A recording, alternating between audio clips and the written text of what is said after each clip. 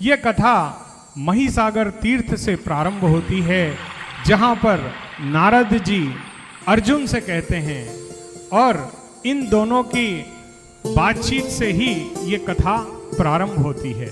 तो सर्वप्रथम इस कथा का महत्व ये है कि हमारे 4 वेद हैं और वैसे ही हमारे 4 युग भी हैं।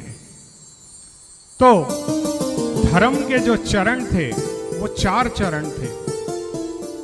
कौन से चरण थे? तप, दया, दान और सोच, यानी स्वच्छता, पवित्रता जिसे हम कहते हैं। तो जैसे जैसे एक एक युग बीतता गया, जैसे सतयुग समाप्त हुआ तो एक पग टूट गया धर्म का। अब जैसे ही त्रेता आया तो और एक पग टूट गया।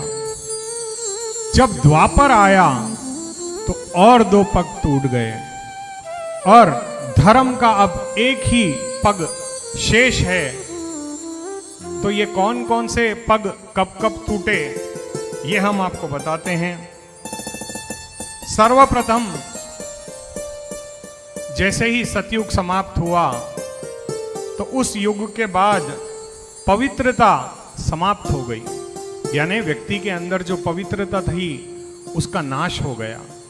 जैसे ही त्रेता गया तो त्रेता के साथ और एक पग चला गया जिसे कहते हैं तपस्या, यानी तप करना लोगों ने बंद कर दिया।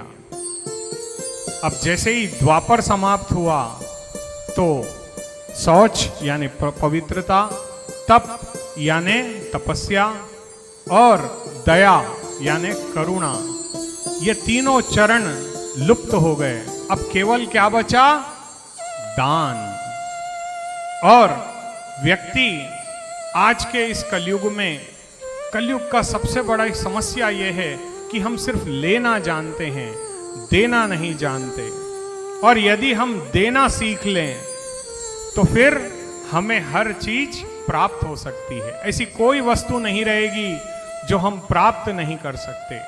बाबा श्याम की ये जो दिव्य अलौकिक कथा है, इसमें बाबा ये स्पष्ट रूप से कह रहे हैं कि जीवन में जिसको देना आ गया उसे ही प्राप्त करना भी हासिल होता है। कोई भी चीज अगर हम लेना चाहते हैं तो सर्वप्रथम हमें देने की आदत बनानी पड़ेगी। और इस कथा में हमें क्या देना है? बाबा को अपना मन देना है। क्योंकि यदि हम बाबा को अपना मन समर्पित करते हैं तो हम बाबा को अपना सर्वस्व समर्पित करते हैं।